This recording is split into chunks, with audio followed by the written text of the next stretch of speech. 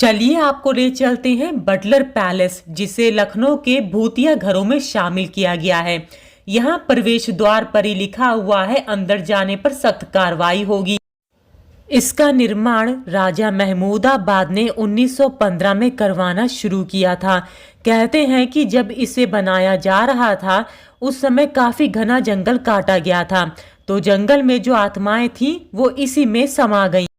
राजा महमूदाबाद इसे deputy commissioner, जो कि अवध के थे, हारकोट बटलर के ऑफिशियल घर के तौर पे बनवाना चाहते थे। लेकिन जब 1921 में बाढ़ आई गोमती में, तो बाढ़ आने के बाद इसका काफी हिस्सा क्षतिग्रस्त हो गया था, जिसके बाद उन्होंने अपना विचार बदल दिया और ये इमारत हमेशा के लिए अधूरी रह गई।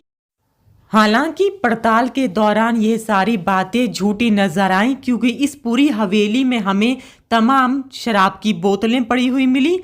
इसके अलावा यहाँ की दीवारों पर इतनी अश्लील बातें लिखी हुई थी और अश्लील चित्र बनाए गए थे, जिन्हें हम आपको स्क्रीन पे दिखा भी नहीं सकते।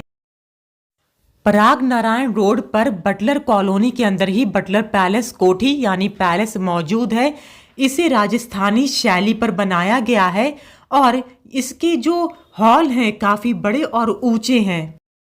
इस पूरी कोठी के आसपास घना जंगल है और यही वजह है कि इसमें कोई जाना नहीं चाहता। हालांकि बार बार ऐसी बातें सामने आती हैं कि जिला प्रशासन की ओर से और सरकार की ओर से इसका सौंदर्यीकरण कराया जाएगा, लेकिन आज तक इसका सौंदर्यीकरण नहीं हो पाया।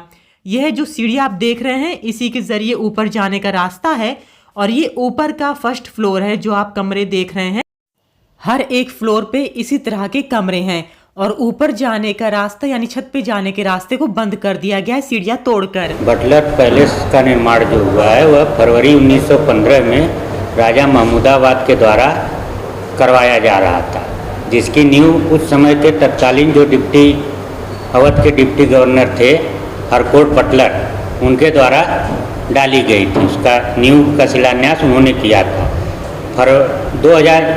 1921 में एक पोर्शन इसका बन के तैयार हुआ था, लेकिन उसी समय गोमती में आई हुई बाढ़ के कारण वह क्षतिग्रस्त हो गया, जिससे राजा साहब का विचार बदल गया और उन्होंने उसके निर्माण को रुकवा दिया।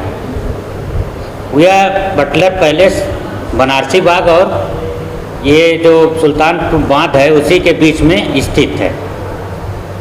उसके बाद स्वतंत्रता आंदोलन में इसको गेस्ट हाउस के रूप में प्रयोग किया जाता रहा, जिसमें पंडित मोतीलाल नेहरू जी, अली इमाम साहब, तेज बहादुर सप्रू जी और नेपाल के महाराजा भी आकर के रुके थे।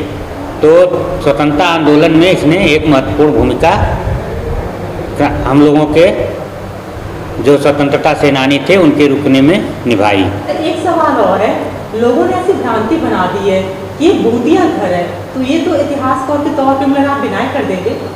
नहीं, भूतिया रहता तो फिर कैसे लोग रुकते। कितने बड़े बड़े लोगों का नाम मैं बताया कि पंडित मोतीलाल नेहरू, नवाब, इसके बाद अली इमाम साहब जो पटना के थे, तेज बहादुर सप्रू जी, महाराजा नेपाल, इतने बड़े बड़े लोग अगर आकर उस घर में रुकते थे तो भूतिया कहाँ से होगा।